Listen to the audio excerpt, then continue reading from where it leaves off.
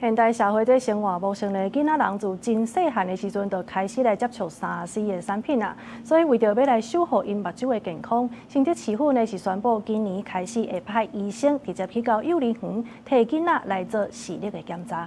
有看到燈光嗎？好。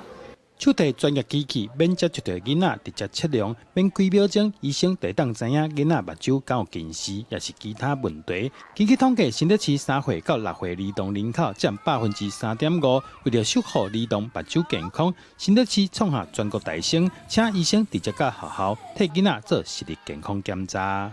希望說能夠來走早期的，為我們的這些小朋友們能夠做這個視力的檢查，那早期能夠發現有異常，能夠進行轉介與追蹤治療。我想這在一個就是我們學童的一個視力的健康保健上面來說，是一個非常重要的關鍵。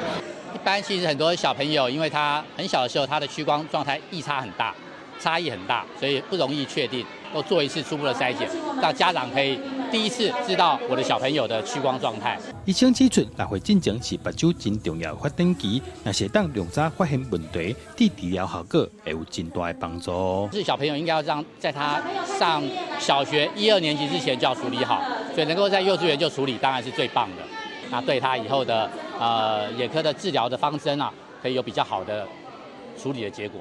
醫生提醒家長，即馬愈來愈多3C 產品對目睭也未發展完全的囡仔來講，會造成真大的負擔，所以一定要避免過度使用。平常嘛要透過定期檢查來落實保護目睭的好習慣。記者杜君豪，新竹報道。